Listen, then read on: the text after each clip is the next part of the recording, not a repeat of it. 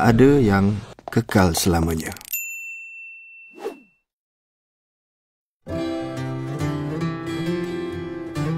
Ini Nora, bini aku. Bakal jadi bekas bini aku.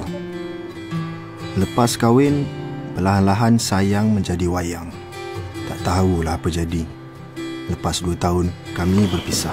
Pulang puasa memang banyak sabar. Awak cakap apa? Dulu, dia tak macam ni. Dia kawan baik aku dari kecil. Tempat lap air mata, perkhidmatan dobi dan BFF kucing aku. Tapi cerita aku ni, ending dia taklah best macam ending cerita Hindustan. Kita orang banyak berlakon.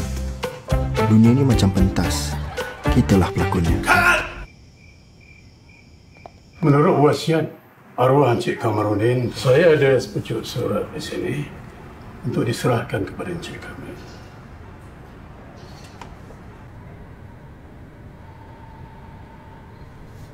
Kamil, raya tahun ni bila Kamil balik kampung dengan orang, Abah nak Kamil dapatkan semula kamera lama Abah tu.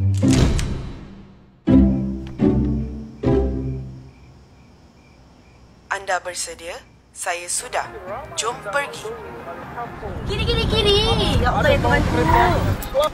Oh, ini sudah expire loh. Kita dah jalan straight. Awak masuk kiri. Aduh. Ini barang dah dry. Pergi, ini tempat.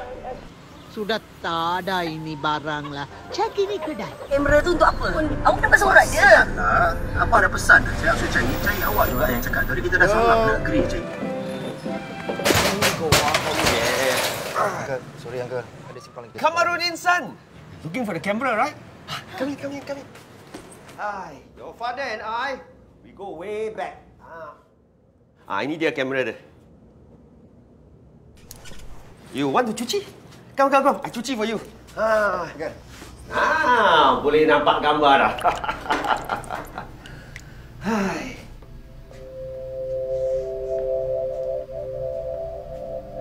I can tell you, he was very proud. And you got married. He said, you guys were like pinang di belah dua. He said his marriage will stand the test of time. Together forever. Tak pernah ku impikan pertemuan ini, bagaikan dalam mimpi. Kau ada di sini, tiada lagi sepi di hari-hariku. Kau mengisi kekosongan hidupku selalu.